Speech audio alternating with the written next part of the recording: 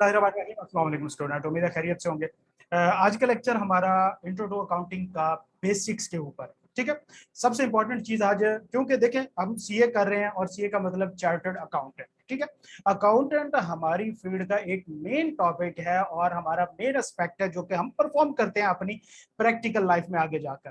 तो पीआरसी में जो आपको इंट्रोडक्शन टू अकाउंटिंग एक सब्जेक्ट दिया गया है, जस्ट बेसिकली एक बेस आपकी बनाने के लिए दिया गया। तो मतलब इसका ये बेटा कि ये वो चैप्टर है, अगर आप इसको इन डेप्थ अंडरस्टैंड कर लेते हैं, टोटली कंसेप्ट इसके ले लेते हैं और इसको समझ लेते हैं, तो हमें आगे चल के मुख्तलिफ इसके एस्पेक्ट तो नजर आएंगे, हमें मुख्तलिफ किस्म की इसके अंदर कम्प्लेक्सिटीज तो नजर आएंगे, लेकिन इसकी बेसिक जो होगी वो यही चैप्टर होगा, ठीक है। अकाउंटिंग की बेसिक, और अकाउंटिंग पूरी की पूरी बेटा कुछ यूनिवर्सल रूल्स के ऊपर मुश्तमिल है। मतलब कुछ रूल्स हैं जो यूनिवर्सली करेक्ट हैं, उसको गलत नहीं किया जा सकता, उनको चैलेंज नहीं किया जा सकता।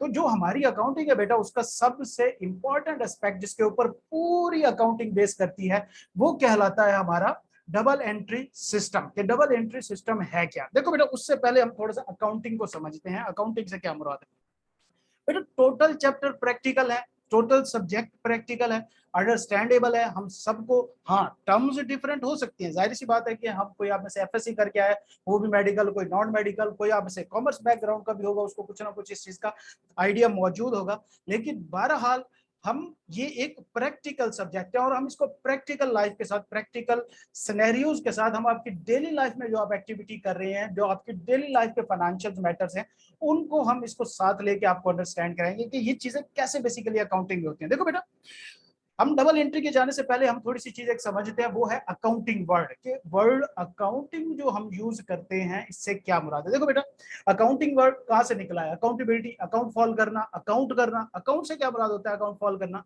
लिख लेना। मतलब किसी भी इंफॉर्मेशन का लिख लेना, कहीं पे किसी जगह पे लिख लेना, उसे कहते हैं जी हमने इसको अकाउंट फॉल कर लिया।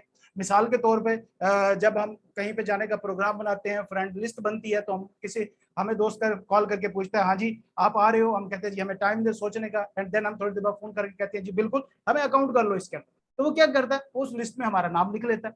तो बेसिकली अकाउंटिंग है। अकाउंटिंग का क्या मतलब है? अकाउंटिंग का मतलब है बेटा स्पेसिफिकली कुछ चीजें लिखना।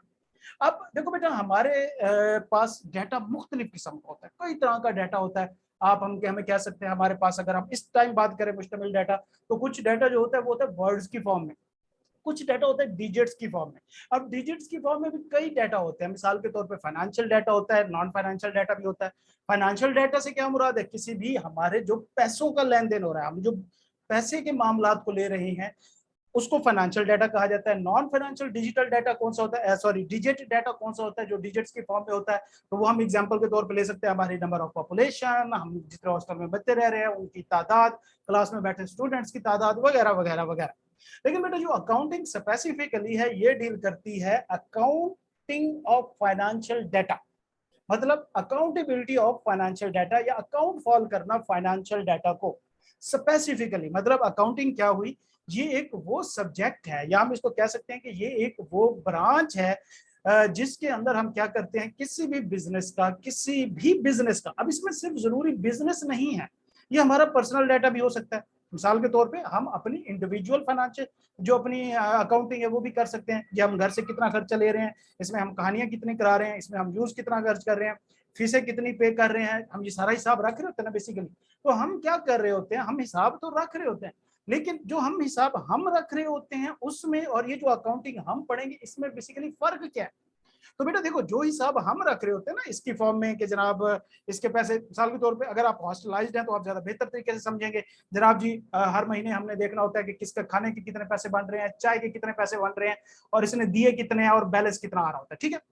तो ये बेसिकली क्या है कि हम देख रहे हैं, हम सिंगल इंफॉर्मेशन यहाँ पे टाइप कर रहे होते हैं कि भाई देखो ये रोटियां लाया था, ये चाय लाया था, इसने जनाब जी खाने के पैसे किए थे, इसने हमारे उबर के पैसे दिए थे, वगैरह वगैरह वगैरह। अकाउंटिंग में बेटा क्या होता है कि हम इंफॉर्मेशन लिख तो यही रहे होते हैं, फाइनेंशियल डाटा ही अकाउंट फॉल कर रहे होते हैं, लेकिन हम उसको डबल एंट्री कंसेप्ट के ऊपर लेके जा रहे होते हैं। अब डबल एंट्री कंसेप्ट क्या है बेटा? देखो, दुनिया का एक जनरल रूल है, हमारी दुनिया का एक जनरल रूल है कि कोई भी फाइनेंशियल ट्रांजैक्शन होगी ना, उसका डबल इफेक्ट होना है, ठीक है।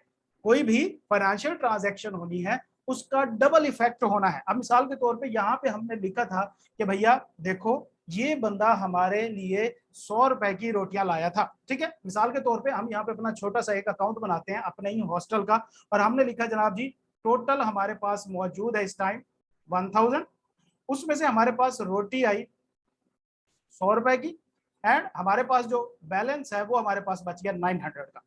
तो ये क्या है, ये बेसिकली हमने क्या किया है, सिंगल एंट्री पास किया, मतलब सिंगल सिंगल इंफॉर्मेशन लिख के हमने बैलेंस निकाल लिया है। हमने ये भी अकाउंटिंग की है, ये भी अकाउंटिंग का एक एस्पेक्ट है। पब्लिक सेक्टर अकाउंटिंग थोड़ी सी इसी पैटर्न के ऊपर ही होती है, लेकिन क्योंकि हम कॉर्पोरेट सेक्टर के बंदे हैं, हम पब्लिक सेक्टर के बंदे इतने ज्यादा नहीं है, तो हम जिस पे जाते हैं वो डबल एंट्री पे जाते हैं। अब मिसाल के तौर पे एक ये ट्रांजैक्शन हुई है, देखो एक रोटी आई है, तो ये एक ट्रांजैक्शन हुई है। अब देखने में तो इसका यही है कि भाई 1000 में से 100 गया, 900 बच गया, लेकिन हम इसका दूसरा पहलू नहीं देख रहे। वो क्या है कि देखो यार हमारे पास रोटी भी तो आई है, मतलब दो इफेक्ट हुए ना। पहले हमारे पास रोटी थी जब 1000 रुपया था, नहीं थी, तो फिर क्या हुआ, 100 गया, बदले में हमारे पास कुछ आया, वो रोटी है। तो अकाउंटिंग बेसिकली क्या है बच्चा, कि हम डबल एंट्री सिस्टम पे चल रहे होते हैं। ये यूनिवर्सल है कि जब भी आप किसी एक चीज को कंप्रोमाइज करते हैं तो दूसरी चीज को उसका इफेक्ट आता ही आता है। अगर हम इसको डिफरेंट सिचुएशन में बात करें तो मिसाल के तौर पे मैं आपको एग्जांपल देता हूं कि मेरे ये दोनों हाथ है, दोनों के अंदर एक एक बॉल पेन मौजूद है, इसके अंदर मेरा डिजिटल है, इसके अंदर नॉर्मल बॉल पेन मौजूद है। अब अगर मैं इसको उठा के इधर रख देता हूं तो क्या हुआ, इस पे दो हो गए, ये खाली हो गया, दो अकाउंट इफेक्ट हुए। ये इस हाथ पे क्या इफेक्ट हुआ, ये खाली हो गया, इस हाथ पे क्या इफेक्ट हुआ, इसके अंदर दो चीजें आ गई। अब ऐसा तो नहीं हो सकता ना कि मैं इसमें से ये चीज, इसके अलावा मेरे पास कोई और ऑप्शन नहीं है। आप अगर कोई यहाँ पे जीनियस सोच रहा है कि मैं इसको टेबल पे रख दूं तो भाई ये खाली हो गया, भैया फिर भी डबल इफेक्ट हुआ, मेरा ये हाथ खाली हुआ, मेरी टेबल के ऊपर बॉल पेन आ गया। तो क्या है बेसिकली कि डबल एंट्री इफेक्ट क्या है, जब भी कोई ट्रांजैक्शन होगी उसके हमेशा दो इफेक्ट होंगे। मिसाल के तौर पे हम इसको प्रैक्टिकल लेके चलते हैं, घर में हम सब्जी लेने जाते हैं, पैसे देते हैं, सब्जी आ जाती है, क्या हुआ, पैसे कम हुए, सब्जी घर में बढ़ गई। हमने बिजली का बिल दिया, पैसे हमारे कम हुए, उसके बदले में हमने यूज किया उसका कुछ, हमारे पास कोई बेनिफिट आया, क्या बेनिफिट आया, हमने इलेक्ट्रिसिटी यूज की, हमारे पास बिजली आई, हमने पैसे दिए, ठीक है। तो हर जगह पे ये होता है, ये जिंदगी के हर एस्पेक्ट में होता है, सिर्फ फाइनेंशियल मैटर में नहीं होता। हम इसको स्पेसिफिकली सिर्फ अकाउंटिंग के अंदर बात करते हैं, ठीक है। अच्छा, तो डबल एंट्री इफेक्ट क्या है बेटा, जब भी कोई भी फाइनेंशियल ट्रांजैक्शन होगी तो हमेशा उसका डुअल इफेक्ट होगा, हमेशा उसका डबल इफेक्ट होगा। अब यहाँ पे क्योंकि हमने एक एस्पेक्ट जो है उसको तो काउंट किया, क्योंकि वो हमारे मतलब का था, वो हमारे मतलब का था कि भाई 1000 रुपए इसके थे, 900 की रोटी आई, 900 हमारे पास बैलेंस रह गया, ये हमारे मतलब की चीज है।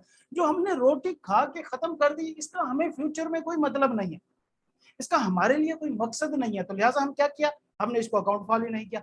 बिजनेस में ऐसा नहीं होता बच्चे, बिजनेस में छोटी से छोटी चीज का भी रिकॉर्ड रखना पड़ता है, हर चीज का रिकॉर्ड रखना पड़ता है। वहां पे अगर ये 1000 की जगह 900 हुआ है तो ये एक इंपॉर्टेंट चीज है, तो वहीं पे रोटी आई है तो ये भी एक इंपॉर्टेंट चीज है, ठीक है। अब बेटा double entry system basically base करता है हमारी अकाउंटिंग इक्वेशन के ऊपर। अकाउंटिंग इक्वेशन एक यूनिवर्सल इक्वेशन है, वो कहीं पे भी आप किसी भी जगह पे किसी भी बिजनेस के अंदर इसको जो है वो चैलेंज नहीं कर सकते, ये फॉलो होगी। हमारी अकाउंटिंग इक्वेशन क्या है, हम पढ़ चुके हैं, हम अभी तक क्यूएम में आपने पढ़ा होगा A square plus B square या ए प्लस बी का square is equal to A square plus B square minus 2ab वगैरह वगैरह, ये सारे हमने पढ़े हैं, ये इक्वेशंस होती है, मतलब ये यूनिवर्सली ट्रूथ लॉजिक्स होते हैं, ये ट्रू लॉजिक्स होते हैं यूनिवर्सली। सिमिलरली हमारे यहाँ एक इक्वेशन यूज होती है अकाउंटिंग के अंदर, और वो क्या है, assets equal to capital plus liabilities. कोई भी बिजनेस होगा उसके अंदर ये इक्वेशन लाजमी काम करेगी। आप जब भी अकाउंटिंग करेंगे, जब भी अकाउंटिंग करेंगे, जब भी डबल एंट्री पास करेंगे, आपको ये इक्वेशन लाजमी फॉलो करनी पड़ेगी। अगर आप सिर्फ ये एक इक्वेशन समझ लेते हैं तो भैया आपकी अकाउंटिंग 50% वैसे हो गई, क्लियर हो गई, आपको बेसिक आपकी स्ट्रांग हो गई। तो देखते हैं जरा हम इस इक्वेशन को इंटरप्रेट करते हैं। सॉरी यार, आज थोड़ी सी आपसे हो रही है, लेकिन पता नहीं कूलर भी चल रहा है उसके बावजूद भी जो है वो गर्मी लग रही है। अच्छा, अब अगर हम इसको देखें, इक्वेशन क्या है, assets equal to capital plus liabilities. ये किसी भी जगह पे बिजनेस की एक इक्वेशन है। इसका मतलब है कि दुनिया के अंदर कहीं पे कोई भी बिजनेस होगा तो उसके जो टोटल एसेट्स होंगे वो बराबर होंगे उसकी कैपिटल और लाइबिलिटीज के सम के बराबर। अब बेटा थोड़ा सा हम इन टर्म्स को अंडरस्टैंड करते हैं कि ये क्या होते हैं। मिसाल के तौर पे एसेट से क्या मुराद है? एसेट से मुराद कोई भी ऐसी चीज जिसमें हमें फ्यूचर में कोई बेनिफिट आए। प्रेजेंटली हम उसका कोई बेनिफिट ले रहे हो या फ्यूचर में हम उसका कोई बेनिफिट लें, उसको एसेट कहा जाता है। कोई भी ऐसी चीज, मिसाल के तौर पे मेरे पास ये पेन मौजूद है, तो ये मेरे पास एक एसेट है। क्यों? मैं इसे यूज करके फायदा ले सकता हूँ। मिसाल के तौर पे मेरे पास यहाँ पे इलेक्ट्रिक फैन मौजूद है, ये एक एसेट है। क्यों? मैं इसे फ्यूचर में कभी भी यूज करके इससे फायदे जनरेट कर सकता हूँ। अच्छा, मिसाल के तौर पे इसी तरह हमने किसी शख्स को उधार दिया हुआ था, अब हमने उससे वापस लेना है, दोस्त को छोड़ के, क्योंकि दोस्त से दिया उधार वापस नहीं मिलता। हमने किसी शख्स को उधार दिया, क्या फ्यूचर में हमें वहां से पैसे वापस आने या नहीं आने? आने हैं, जाहिर सी बात है। तो वो भी हमारा एसेट होगा क्योंकि फ्यूचर में हमें वहां से पैसे आने हैं। जब ये एसेट का ऑपोजिट होता है लाइबिलिटीज। लाइबिलिटीज क्या होती है बेटा? ये तमाम वो चीजें हैं जिनमें फ्यूचर के अंदर हमारे बेनिफिट आउटफ्लो होंगे, बाहर जाएंगे। मिसाल के तौर पे हमने किसी शख्स से कर्जा लिया हुआ है, तो हमने उसको वापस भी तो करना है, जाहिर सी बात है। तो हम उसको फ्यूचर में पैसे वापस भी तो करेंगे, हमारा आउटफ्लो होगा। मिसाल के तौर पे हमने किसी से कोई चीज उधार पे ली हुई है, हमने नीचे गली में गए, वहां से हमने घी लिया, चावल लिए, सालन लिया, कुछ भी लिया, उधार पे लेके आए, तो इसका क्या मतलब है कि वो हम ले आए? नहीं, इसका मतलब है कि हमने फ्यूचर में उसे वो चीज वापस करनी है।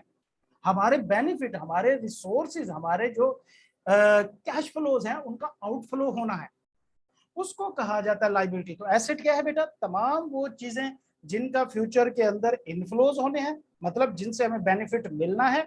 लाइबिलिटीज क्या है? तमाम वो चीजें जिनकी वजह से हमें फ्यूचर में बेनिफिट लूज करने हैं, बेनिफिट हमें छोड़ने हैं, उनको हम लाइबिलिटीज कहते हैं। इस दौरान एक छोटी सी चीज बीच में फंस रही है, वो है कैपिटल। अब किसी भी बिजनेस के अंदर बेटा कैपिटल से मुराद वो तमाम चीजें जो ऑनर्स के रिलेटेड है। मतलब एक चीज आप बेटा जहन में रखें हमेशा कि बिजनेस और ऑनर सेपरेट पर्सन होते हैं। मेरी ये चीज सिर्फ आपने क्या करना है, अकाउंटिंग के लिहाज से सुननी है, लॉ के लिहाज से नहीं सुननी, टैक्स के लिहाज से नहीं सुननी, वहां पे इनकी डिफरेंट कंसेप्ट है। ठीक है? अकाउंटिंग में क्या होता है कि बिजनेस डिफरेंट बंदा है, इंडिविजुअल डिफरेंट बंदा है। मिसाल के तौर पे आपका एक बिजनेस है, आपकी जेब में 1000 रुपये पड़ा है, आपके बिजनेस का जो कैश काउंटर उसके अंदर 2 लाख रुपए पड़े हो, आप कहते हो कि जी वो 2 लाख मेरा है। आप टेक्निकली प्रैक्टिकली तो बात ठीक कर रहे हो कि वो 2 लाख आपका ही है, लेकिन टेक्निकली वो ठीक नहीं कर रहे आप। क्यों? बिजनेस एक अलहदा बंदा है, वो उसके अपने पैसे हैं। अगर बिजनेस के पास कोई प्रॉफिट पड़ा हुआ है तो वो है तो बेशक ऑनर का, बिजनेस ने क्या करना है? ऑनर को देना है। मतलब इसका क्या हुआ कि वो जो पैसा कैश काउंटर में पड़ा है, बिजनेस ने उसको फ्यूचर में ऑनर को देना है वापस। तो इससे क्या मतलब आता है? क्या ये थोड़ी सी चीज मिलती जुलती नहीं है लाइबिलिटीज से? कि भाई लाइबिलिटीज तो वही होती है फ्यूचर में बिजनेस का, जहां से बेनिफिट आउटफ्लो होते हैं। सिमिलरली कैपिटल में अगर बिजनेस के अंदर जो पैसा पड़ा है वो फ्यूचर में उसने ओनर को देना है, तो नेचर इसकी भी लाइबिलिटी की ही होती है। क्यों? इसने फ्यूचर में ऑनर को चीज वापस करनी है, बिजनेस ने ऑनर को चीज वापस करनी है। अकाउंटिंग में आप ड्यूरिंग अकाउंटिंग अपने आप को बिजनेस जो है वो कंसीडर करेंगे, बिजनेसमैन कंसीडर नहीं करेंगे। आपका ऑनर कोई और है, आप अपने आप को बिजनेस समझें, अपने अब्बू को आप अपना ऑनर समझें। आपके अब्बू ने आपको 5 लाख रुपए दिए कि जाओ बेटा पढ़ो, आप पढ़ रहे हैं, आपने बीच में पढ़ाई डिस्कनेक्ट कर दी, आपके पास 1 लाख रुपए बच रहा था। बेसिकली 1 लाख रुपए आपके पास है, लेकिन क्या ये आप 1 लाख आपने अब्बू को वापस नहीं करना? ये किसका है? अब्बू का पैसा ना, किसी और को तो नहीं देना। तो लिहाजा बिजनेस के पास मौजूद तमाम वो रिजर्व्स जो अब्बू से रिलेटेड हो, मतलब जो बिजनेस के ऑनर से रिलेटेड हो, उनको कैपिटल कहते हैं। ठीक है? तो ये बेसिकली 3 टर्म्स हैं। एसेट्स क्या होते हैं? फ्यूचर इनफ्लो ऑफ बेनिफिट, जहां से आना होता है। कैपिटल क्या होता है? Owners money in business. मैंने जस्ट मनी का वर्ड यूज किया है, लेकिन ये मनी नहीं होती, लेकिन मैं समझाने की घर से यहाँ पे मनी का वर्ड यूज कर रहा हूँ कि वो चीज जो ऑनर के रेलिवेंट बिजनेस के पास पड़ी और सिर्फ ऑनर को देने का पाबंद है। कैपिटल ये वो चीज है जो किसी और को नहीं जाएगी। सॉरी, लाइबिलिटीज किसी भी शख्स को चली जाएंगी। मिसाल के तौर पर बैंक से कर्जा लिया, उसे वापस देना, किसी शख्स से उधार आपने चीज खरीदी है, उसको वापस करना है। कैपिटल में मौजूद जितनी भी चीजें होंगी वो किसकी होंगी? सिर्फ ऑनर की होंगी, वो किसी और की नहीं होंगी। ठीक हो गया? तो लिहाजा asset equal to capital plus liabilities के किसी भी बिजनेस के पास जितने भी एसेट होंगे वो इक्वल टू होंगे उसकी लाइबिलिटी को जमा करेंगे और उसके ऑनर के पैसे को जमा करेंगे, तो वो हमारा क्या बन जाएगा? एक इक्वेशन बन जाएगी। मिसाल के तौर पे अब मैं आपको समझाता हूं। ए जो है ये एक ऑनर है, बी एक बिजनेस है। ए ने बी को बिजनेस स्टार्ट करा के दिया और इसको इनिशियली दिए 2 लाख रुपए। ठीक है, 2 लाख रुपए दिए इसने। इसने क्या किया? बी ने बिजनेस से मिसाल के तौर पे इस बिजनेस के, अब जरा हम देखते हैं इसके पास क्या मौजूद है। ये बिजनेस है, इसको 2 लाख आ गया। अब 2 लाख इसके पास कैश है, पड़ा है। ठीक है, दूसरी साइड पे अगर देखें तो ये 2 लाख किसका है? ऑनर का है। मतलब अगर आज बिजनेस बंद हो जाता है तो ये 2 लाख किसे वापस देना पड़ेगा? ये 2 लाख किसका है? बिजनेस का। किसके किसके बिजनेस के पास पड़ा है? उसके ऑनर का पड़ा है ना। तो लिहाजा देखेंगे तो ये कैपिटल भी हो गया 2 लाख रुपए। हुआ क्या? ए ने तो जस्ट 2 लाख रुपए दिए ना, बी के पास इसका डबल इफेक्ट कैसे गया? बी के पास बच्चा इसका डबल इफेक्ट ऐसे गया कि देखो इसके पास कैश आ गया 2 लाख रुपए का, लेकिन ये 2 लाख जो है वो इसने अपने ओनर को वापस करने हैं, तो लिहाजा इसका कैपिटल भी 2 लाख में होगा। समझ आ गई बात? अब अगर हम अज्यूम करते हैं कि बिजनेस ने क्या किया, इसमें से 1 लाख की उसने कोई मशीन खरीदी। ठीक है, मशीन खरीदी। जब मशीन खरीदेगा तो 1 लाख इसमें से माइनस हो गया, 1 लाख बच गया पीछे। दूसरा इफेक्ट क्या होगा? 1 लाख की मशीन आ जाएगी। अगर हम इसको देखें, अगर हम इस इक्वेशन को देखें, अच्छा अब हम यहीं पे एक और चीज अज्यूम करते हैं कि बिजनेस को कुछ पैसे जरूरत पड़ गई। इसने क्या किया कि एक शख्स से 2 लाख रुपए उधार ले लिए, इसके पास पैसे ज्यादा आ गए, लेकिन इसकी लाइबिलिटीज में भी तो आ जाएगा इसने लोन लिया हुआ है। कितना? 2 लाख का। अब अगर हम जरा देखें इस अकाउंटिंग क्वेश्चन के ऊपर, इस कंपनी के पास टोटल बिजनेस के पास एसेट कितने मौजूद है? 1 लाख रुपया मशीन पड़ी है, 1 लाख रुपया ये पहले वाला कैश पड़ा है, 2 लाख और आ गया, 4 लाख पड़ा है इसके पास। सिमिलरली अगर हम दूसरी साइड इसकी देखें, इक्वेशन की दूसरी साइड टैली करें, तो कैपिटल इस बिजनेस के पास कितना है जो इसने ऑनर से रिलेवेंट है? 2 लाख। एंड सिमिलरली लाइबिलिटीज इस बिजनेस के ऊपर कितनी है? 2 लाख की।